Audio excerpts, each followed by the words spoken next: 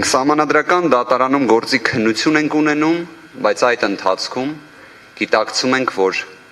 մեր սահմաններից կարողանում է թշնամին ներթափանցել ներս։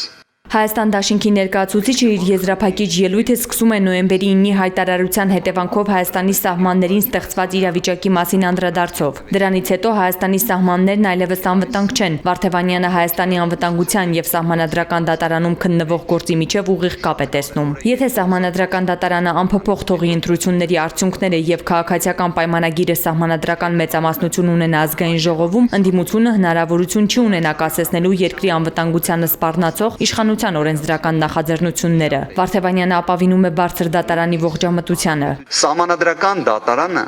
իզորու է, թե սահմանադրությամբ, թե իր վճռականությամբ, թե իր կամքով կանխելու հնարավոր նոր աղետները, կանխելու հնարավոր նոր զիջումները, նոր անհասկանալի փաստաթղթերը, նոր անհասկանալի գործողությունները։ Իսկապես այս գործը պարզապես ընտրությունների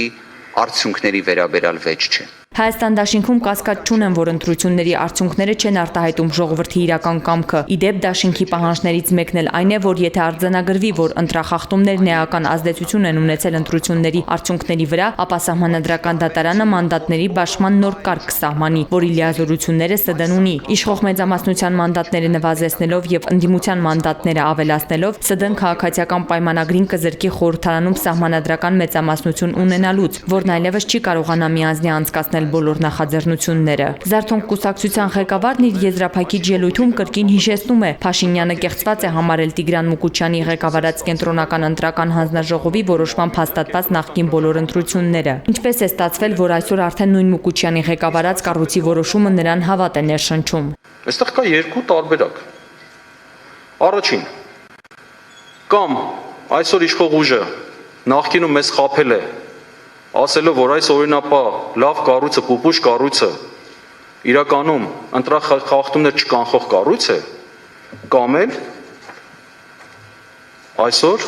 այս մարմնի ծառայությունները պետք են այսօր իշխող ուժին։ Արա Զոհրաբյանն այդպես էլ չի համակերպվել նախագահին որպես վկա նիստին հրավիրելու իր միջնորդությունը մերժելու հետ։ Նա Արմեն Սարգսյանին ուղղված հարցեր ունի։ Նախագահ Արմեն Սարգսյանը, որին ընտրել է նախորդ իշխանությունը, հիմա նախկին է, թե նախկին չէ։ Արդյոք Նիկոլ Փաշինյանը նրա նկատմամբ ունի մի կոմպրոմատ, մի այնպիսի լծակ, որի միջոցով նա զրկված է հանրապետության նախագահի լիազորություններ իրականացնելու հնարավորությունից։ Եվ կարևոր իրադարձությունների ժամանակ անգործություն է դրսևորում։ Պատիվ ունեմ դաշինքի ներկայացուցիչ Դավիթ Հարությունյանը հայտարարեց, որ դատաքննության ժամանակ իր ներկայացրած 9 թեզերի դեմ իշխող ուժի ներկայացուցիչը հակափաստարկներ չի բերել։ Այժմ սահմանադրական դատարանը պատմական հնարավորություն ունի սահմանադրության իրական պաշտպան լինելու, ասաց նա։ Մենք բոլորս գիտենք, որ առաջիկա ամիսներին Հայաստանը ստորագրելու է Պուտինի բառերով բարդ, ցավոտ եւ սուր խնդիրներ պարունակող համաձայնագրեր։ Պարզ է, որ խոսքը գնում է երկրի տարածքների, փոշիացող պատմական իղձերի, ստանձնվող պարտականությունների եւ զիջումների մասին միջազգային պայմանագրերի մասին, որոնց կյանքի կոչելու հիմնական դերակատարները այս երկրում երկուսն են՝ ազգային ժողովը եւ դուք, բարձր դատարանը։ Դուք եք վերցնելու ողջ պատմական պատասխանատվությունը Հայաստանի ապագա 100 տարին կանխորոշող ծանրագույն փաստաթղթերի ընդունման համար։ Հայաստանի այսօրվա վիճակը պատկերավոր տեսնելու համար Դավիթ Հարությունյանը դատավարության կողմերին խորհուրդ տվեց դիտել Netflix-ի նոր սերիալը How to become a tyrant կամ ինչպես դառնալ բռնապետ սերիալը։ Կինոյին կինոյով պատասխանեց քաղաքացիական պայմանագիր կուսակցության ներկայացուցիչը։ Ես ավելի դասական ֆիլմից կուզեի օգտվենք Կուստուրիցայի Underground ֆիլմը, որտեղ բավական տևական ժամանակ ժողովրդին իջացրել էին բունկեր, խաբում էին իրենց կարգավիճակի մասին, ենթարկում էին տարբեր տառապանքների, թալանում էին, ամենակարևորը բարոյա լքում, իսկ բունկերի վերևում դրված բեմահարթակի վրա խոսում վեհ արժեքներից, հայրենիքից։ Դավիթ Հարությունյանի ելույթը, որում նա դիմում էր դատավորների խղճին եւ պատմական պատասխանատվությանը, ծանր էր տարել Սահմանադրական դատարանի նախագահը։ Արման Դիլանյանը հարկամարեց պատասխան ելույթով հանդես գալ եւ հիշեցրեց, որ իրենք որոշումը կայացնելու են բացառապես իրավական հարթությունում։ Մարդկայնորեն հասկանում եմ Սահմանադրական դատարանին թույլ տվեք իսկել իմ տպավորությունը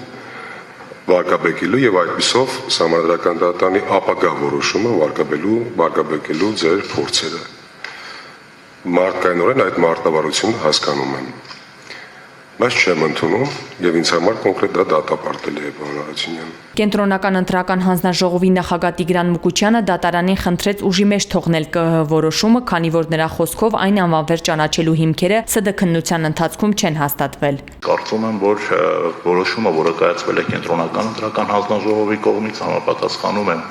ընտրական օրենսգրքի պահանջներին։ 6 օր անընդմեջ աշխատելուց հետո Սահմանադրական դատարանը ավարտեց գործի քննությունը եւ հեռացավ խորհրդակցական սենյակ։ Որոշման հրապարակման օրը հայտնի չէ, կողմերին այդ մասին կտեղեկացվի լրացուցիչ։ Դատարանը երկար ժամանակ չունի, ամենաուշը հուլիսի 17-ին պետք է հրապարակի որոշումը։